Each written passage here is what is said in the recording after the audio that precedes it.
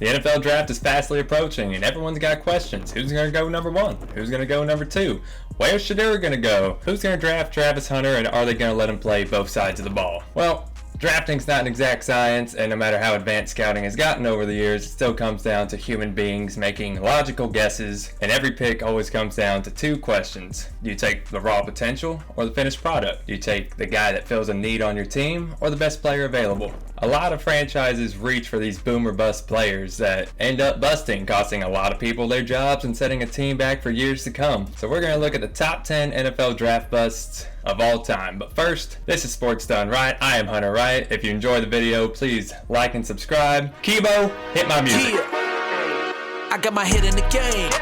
I'm willing and ready to win. Authentic and I never pretend. Going hard, let the battle begin. I'm in a whole nother league, and I'm just keeping it real. This be the show that you need, whether we on the court or the field. Yeah. So if you love the game and you wanna hate less, and you sick and tired of only listening to Skip Bayless, you know we gotta keep it hype. This is Sports Done Right. Let's go. Gotta shout out my man Kibo for that intro. Now let's get into it. The number 10 NFL draft bust of all time is Johnny Manziel. The Aggie star quarterback was Billy the Kid at Texas A&M, but had one too many run-ins with the sheriff in the NFL. He was mediocre at best and another crime against Walter Camp's beloved sport at his worst. The Aggie star was catapulted into superstardom in just his 10th career start at Texas A&M when he put up 345 yards of offense and 2 touchdowns in a highlight-filled upset over Alabama. The kid had arrived. He finished the 2012 season with 3,706 passing yards, 1,410 rushing yards, which led the SEC, and 47 total touchdowns. Manziel became the first freshman ever to win the Heisman Trophy. The football megastar was fully entrenched in the rock star lifestyle. He was partying with Justin Bieber. He was cameoing with Drake. He was getting busted by the NCAA for selling autographs and got suspended. He was still lighting up Alabama. He was 2-0 in bowl games. He was getting kicked out of the Manning Passing Academy. As a rookie, he struggled to wrestle playing time away from journeyman Brian Hoyer. In a game against Buffalo, a botched snap resulted in him attempting to throw the ball away, only to have it bounce off a defender as Manziel got run over. And instead of getting up and continuing the play, Manziel crossed his arms over his chest and laid there on the field while the play was ongoing. We literally witnessed his career lay down and die. Oh, Otto Graham's turning in his grave. In 2015, he got 6 starts, but Josh McCown was outplaying him. His chaotic play style and lack of preparation was a recipe for disaster in the NFL. Manziel liked to party. Partied in the offseason. He partied during the bye week. He partied before games. He partied after games. He partied his way in and out of reading Johnny. Manziel was more interested in being Johnny Hollywood than Johnny Football. We were about 40 years removed from the days of Ken Snake Stabler reading the playbook by the light of the jukebox. He went 2-6 as a starter in the NFL, passed for 1,675 yards, had nearly twice as many turnovers as he did touchdowns, only gained 259 yards on the ground and 1 lone score. And that was it for Johnny Man. The number 9 draft bust of all time, Josh Rosen. Rosen entered the NFL as smug as the Alaskan winter is long, touted as the best quarterback in the nation coming out of St. John Bosco and Bellflower. He was a California golden boy through and through, and he chose to take his talents to UCLA. Now, confidence is key for a quarterback, but what Rosen had was conceit. Rosen was always a topic of conversation. He had a hot tub in his college dorm. He said that school and sports don't mix, and he dropped this doozy saying, raise the SAT requirement at Alabama and see what kind of team they have. On the field, Rosen had been named the starter as a freshman, passing for 3,669 yards. After sustaining an injury as a sophomore, Rosen passed for 3,766 yards and declared for the 2018 NFL. Having played well in college, Rosen was overhyped. He had California charm and good size, standing at 6'4". Rosen's attitude was questionable. There's no question that it was problematic, but the question was, how problematic? After Baker Mayfield, Sam Darnold, and Josh Allen had been taken off the board, the Arizona Cardinals drafted Rosen 10th overall. Rosen claimed, there were 9 mistakes made ahead of me. He also boasted that if Tom Brady won 6 championships, then he wants to win 7. Rosen couldn't even win 7 games. He went 3-10 as a rookie with a triple bogey passer rating of 66.7, averaging 162.7 yards per game. A regime change in Arizona led to Rosen being traded to the Miami Dolphins for a 2nd rounder and a 5th rounder. In short, the Dolphins got ripped off. Rosen started 3 games for the Dolphins and lost them all. He bounced around the league, and in 2021, with the Atlanta Falcons, he got some action during garbage time, and he went, wait for it, 2 for 11. with 2 interceptions and a passer rating of 0. Rosen thought he was the quarterback that walked on water, but as it stands now, he's 3-13 as a starter in his career. He passed for 2,864 yards and 12 touchdowns, 21 interceptions, and his passer rating of 61.1 is far lower than Manziel's 74.4, which is why he ranks higher on the list, despite not being as hyped up coming out of college. The number 8 NFL draft bust of all time, Trey Lance. And my God, the Niners gave up on Trey Lance faster than NFL fans gave up on Will Levis when they found out that he puts mayonnaise in his coffee. At least Mayo Boy got 20 starts in his career before getting benched for Myles Garrett punching bag Mason Rudolph. Lance entered the 2021 NFL Draft with a whirlwind of hype and a lot of questions. The kid had only played 1 full season of college football, sitting out the 2020 COVID year after playing the first game of the season. In 2019, Lance completed 67% of his passes for 2,786 yards, 28 touchdowns, and an astonishing 0 interceptions. He had established himself as a dual threat, rushing for 1,100 yards and 14 touchdowns. Lance was a phenom, leading his team on an undefeated season and FCS National Championship for North Dakota State. He had also established himself as a dual-threat quarterback, rushing for 1,100 yards and 14 touchdowns. He was a phenom and led North Dakota State on an undefeated season and an FCS National Championship. The knock on Lance was always going to be the small sample size with which teams had to grade him. The Miami Dolphins held the 3rd overall pick in 2021, but prior to the draft, they would pull off a blockbuster trade. They sent the pick to the San Francisco 49ers for 3 first-round draft picks and a 3rd rounder. After Trevor Lawrence and Zach Wilson went 1 and 2, the Niners reached for Lance. Working with QB guru Kyle Shanahan was supposed to be a blessing for the kid. For the first few weeks of the season, he saw limited action in Wildcat packages. After coming off the bench to throw 2 touchdown passes against the Seahawks in Week 4, Lance got his first start in Week 5 against the unbeaten Cardinals. He struggled to convert on 3rd and 4th down, completed a little over half of his passes, and lost the game. He would start again in Week 17 with a far more impressive showing in a 23-7 victory over Houston.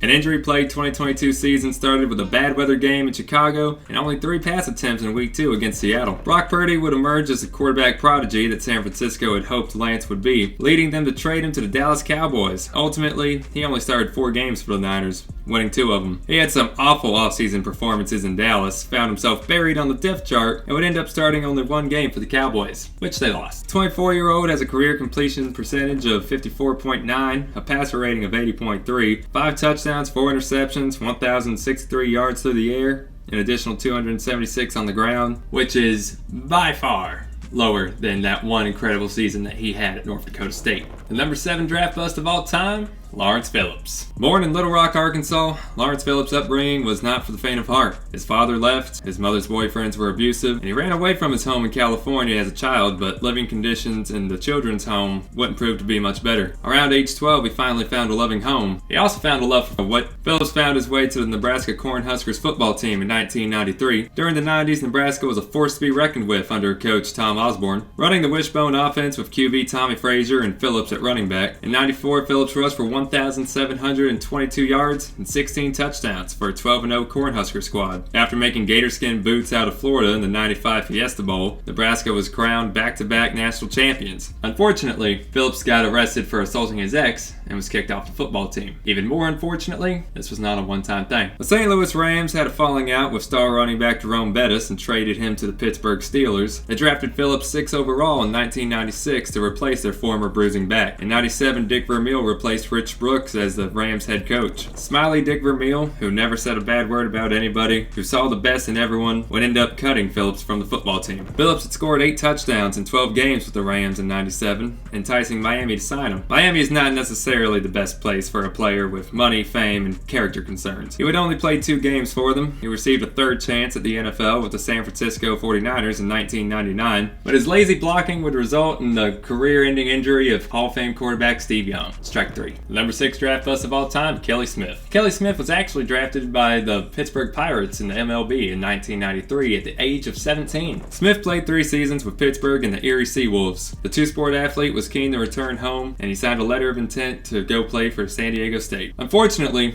low test scores forced him into the JUCO route. After 2 years at Grossmont College, Smith transferred to Oregon. Smith passed for over 5,000 yards and scored 50 touchdowns in 2 seasons at Oregon. In 1998, Smith was named Pac-10 Offensive Player of the Year and second-team All-American. The Cleveland Browns franchise, resurrected from the dead after being defunct since 1995, possessed the first pick in '99, building a glorified expansion team from the ground up. The Charity Case franchise needed a quarterback. The top options were Kentucky's Tim Couch, Syracuse's Donovan McNabb, and obviously Kelly Smith. Smith possessed decent size, 6'3", 220, and displayed his athleticism at the combine with a 4.66 40. But he was booted from Cleveland's big board for bad test scores. Just like his blocked SDSU enrollment, a low score on the Wonderlic would tank Achilles' draft stock. Cleveland took Tim Couch at number 1, Philadelphia took Donovan McNabb at number 2, and with the third overall pick, Cincinnati was offered a trade by the New Orleans Saints because Mike Ditka wanted to trade up and take Ricky Williams, but Cincinnati declined that trade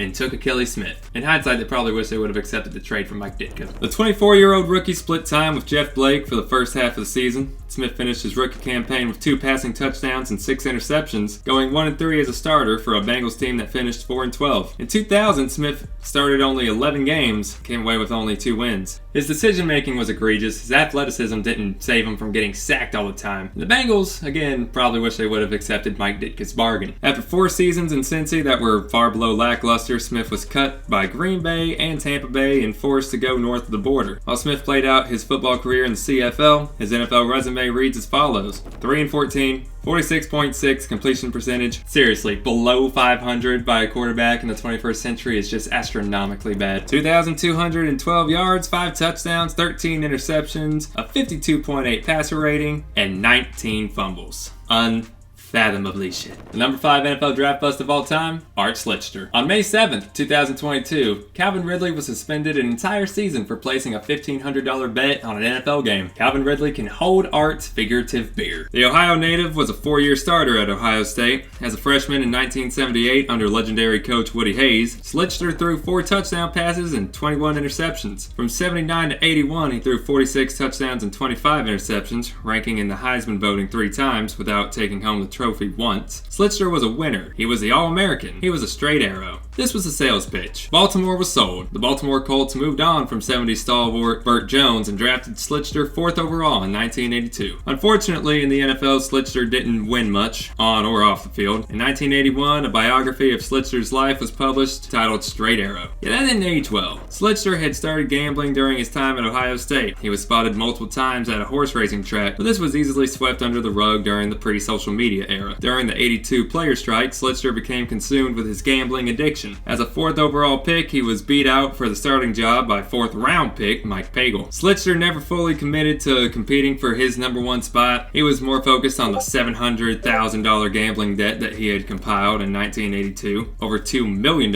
in today's dollars. He turned his bookies over to the FBI to get out of paying his debts, but was in turn suspended by the NFL. After getting reinstated, he was busted again, and in 87 received the first lifetime ban since 1946. Art Schlichter only started 6 games in the NFL and lost all of them. The number 4 draft bust of all time, Brian Bosworth. Growing up, phrases like "I love you" and "I'm proud of you" were foreign to a young Bosworth. Boz, however, didn't need such affirmations. Who needs a father's love and approval when you can garner the hatred of the entire football world? He wasn't a product of the NFL hype machine, he built it. The Okie Homer played linebacker for the Oklahoma Sooners. In 1985 and 1986, Bosworth was the consensus All-American and Dick Butkus Award winner, given to the nation's most outstanding linebacker. Bosworth didn't just win 2 Butkus Awards, he was the very first player to win the award and is the only player to win it more than once. Bosworth graduated early and as a junior was eligible for the 87 NFL draft, but he failed to declare for the draft in time. As a result, he entered the 87 supplemental draft. There was another reason for Bosworth not sticking around for a farewell tour his senior season: steroids. He tested positive for steroids. He was banned from playing in the 1986 Orange Bowl. Thrown into a tailspin, Bosworth released his golden parachute to the NFL. Seattle bid a first-round pick and won the Bosworth lottery. It was Bosworth that felt like the big winner as he signed the largest rookie contract ever at the time, 10 years for $11 million. Arriving to practice in a helicopter, the Bos touched down in Seattle. The Bos was Mr. Hyde to Bosworth's Dr. Jekyll, an alter ego that Bosworth likened to a superhero or comic book character. He said when it came time to go play and be a great aggressive, I could just say, oh, now I've put on the mask and now I'm the Boz, like a superhero. Boz was a hulking figure near 250 pounds with an iconic bleach blonde hairstyle. It wasn't a mullet, it wasn't a flat top, it was the Boz. He had a motor that never stopped running, or maybe that was just his mouth. He was jacked, talented, boisterous, and unbearable. He sued the NFL for not letting him wear jersey number 44. He commandeered national headlines and mouthed off to his opponent. And when the Seahawks faced the Denver Broncos, Mile High Stadium was flooded with anti-Boz apparel, to which Bosworth just laughed. They're putting money in my pocket, because it was his own company that manufactured the shirts. Of course, these days, all we really remember from the Boz is him getting run over by Bo Jackson after saying that he was going to stop the infamous running back. And after that play, his career was pretty much over. It wasn't entirely over, but his persona, his public image, it all came crashing after Bo Jackson ran him over for a touchdown. He ended up having multiple surgeries. Injuries really derailed his career. He said now he's got more metal in him than the Terminator, and while he's been successful in acting in some movies, he still wishes he could have had a full NFL career. Number 3 NFL draft bust of all time, Charles Rogers. Michigan State receiver boasted gaudy numbers in college, even though he had Jeff Smoker and David Dowell throwing him the ball. With 1,470 yards as a sophomore and 1,351 yards as a junior, Rogers entered the 2003 draft as a coveted prospect. The 2003 draft class featured many talented pass catchers such as Miami's Andre Johnson, Florida State's Anquan Bolden, and Tennessee's Jason Witten. Detroit GM Matt Millen, known for making historically bad roster moves, selected the hometown Rogers second overall. In 2002, Bill Schrader led the Lions in receiving yards with 595. In 2003, the Lions improved from 3-13 to 5-11, but it had little to do with Rogers' 22 catches for 243 yards. Rogers had proven in college that he could be productive with below-average quarterbacks, which was good given that this was the pre-Stafford Lions that featured Joe Harrington. Rogers only played 5 games due to a broken collarbone. Barely a minute into the 2004 season, he broke his collarbone again. He would miss the entire 2004 campaign and develop a Vicodin addiction. Rogers was also a marijuana smoker and would get suspended by the league. Unfortunately, there's not much else to say. Year 1 injured, year 2 injured, and year 3 he was suspended. From 2003 to 2005, he only played 15 games in the NFL. The number 2 biggest NFL draft bust of all time, Demarcus Russell. And I mean, if we're talking about biggest bust, Russell's probably number 1, but statistically speaking, Russell's number 2. But believe me, I wanted to put him at number 1. Demarcus Russell was born in Mobile, Alabama in 1985. He played under Nick Saban and Les Miles at LSU. In 2006, he won the Manning Award for passing for over 3,000 yards with 20 more touchdowns and interceptions. Heading into the 2007 draft, it was common knowledge that Russell was the biggest, baddest, most talented quarterback prospect to date. In 2006, the Oakland Raiders had gone 2-14. The quarterback combined for only 7 passing touchdowns and over 3 times as many interceptions. It was obvious where Russell was going to land. It wasn't a favorable destination for any quarterback, but there was one saving grace. The Raiders had Randy Moss. But after believing the greatest receiver since the turn of the century to be washed up, Oakland traded Moss to the New England Patriots for a 4th-round draft pick. And yes, this is the season where the Patriots went 16-0 and Randy Moss had 23 receiving touchdowns. Russell was viewed as lazy, partly because of his weight and partly because he didn't put in the work. He never got along with management, he never carried himself in a professional manner. Russell was for the streets. Let's call a spade a spade. He was for the streets. He signed one of the largest rookie contracts ever. 6 years for $61 million, $32 million guaranteed. He didn't start right away because he was behind in learning the playbook. When he did get into a game, he played himself right back onto the bench. Coaches felt that he wasn't watching film, so they gave him blank tapes to study. And when he was questioned about them, he said, "Looks good." The Demarcus Russell blank tape story is notorious, but in 2022, Russell opened up on the Pivot podcast. When asked directly about whether or not the blank tape story was true, Russell played the victim. He questioned why the team would want to fuck with him like that. Why are you, the franchise quarterback, not watching tape? And you want to know why they're pulling a stunt like this? Why do you think? Russell played in 31 games from 2007 to 2009. He started in 25. He scraped together a 7-18 record, 354 of 680 passing, just over 50%, 4,083 yards, 18 touchdowns, 23 interceptions, a passer rating of 65.2, and as a number 1 pick, Russell was an embarrassment of unfathomable proportion. And the number 1 NFL draft bust of all time, Ryan Leaf. He really couldn't be anybody else. He is the quintessential draft bust. Statistically speaking, he was even worse than Demarcus Russell. Ryan Leaf is the draft bust that all others will forever be measured by, and it doesn't help that he will always be compared to one of the greatest players in NFL history. In 1997, Leaf led the Washington State Cougars to 10 wins for the first time since 1929. They came up short in the Rose Bowl. Entering the 1998 NFL Draft, the headlines read, Leaf or Manning. Tennessee's Peyton Manning came from football royalty. He had been groomed to be a professional quarterback since he could walk. Leaf, on the other hand, he was bigger, stronger, more athletic, and many argued had much more potential. The league was torn. Indianapolis held the first pick and San Diego held the second. Allegedly, Leaf didn't want to go to Indy. San Diego was a sexier destination, so he blew off meetings with the Colts. I wanted to go to San Diego, said Leaf on Bust, the Ryan Leaf story. I wasn't thinking about Marvin Harrison out there catching balls and Marshall Faulk in the backfield. He said he missed his meetings with the Colts because he was getting an MRI. When the two quarterbacks were asked what they would do after getting drafted, Manning said he would get straight to work. Leaf said that he would celebrate in Vegas. Manning would go number 1 and got Harrison and Falk at his disposal. Leaf went second overall to the Chargers and celebrated in Vegas, true to form. Leaf won the first 2 games of his career by the skin of his teeth. Then the infamous Kansas City game happened. Leaf missed practices all week due to illness and wasn't prepared to play that game in stormy conditions. Leaf completed only 1 of 15 passes, was intercepted twice, and fumbled the ball multiple times. He didn't react well to the nationwide humiliation. As a matter of fact, there was a legendary, for all the wrong reasons, locker room incident where Leaf yelled at a reporter. He later read a written statement on camera, giving the most insincere apology of all time, and threw away the paper while still on camera. To list all of Leaf's shortcomings and messed ups would take far too long. He developed an opioid addiction after his playing days were over. He was in and out of jail, suicidal for a time. He became a high school coach but stole painkillers from his players. But these days, Leaf has turned his life around. He is a respected analyst who takes full responsibility for how his career and life played out. From 1998 to 2001, Leaf played in 25 games for the Chargers and Cowboys. He started in 21 games with a 4-17 record. He completed 48.4% of his passes for 3,666 yards and 14 touchdowns, throwing 36 interceptions and a passer rating of 50. Honorable mentions go to Tony Mandarich, Andre Ware, Zach Wilson, Russell Erxelben, and Paxton Lynch. So thank you so much for watching the video. If you enjoyed it, don't forget to like the video and subscribe to the channel.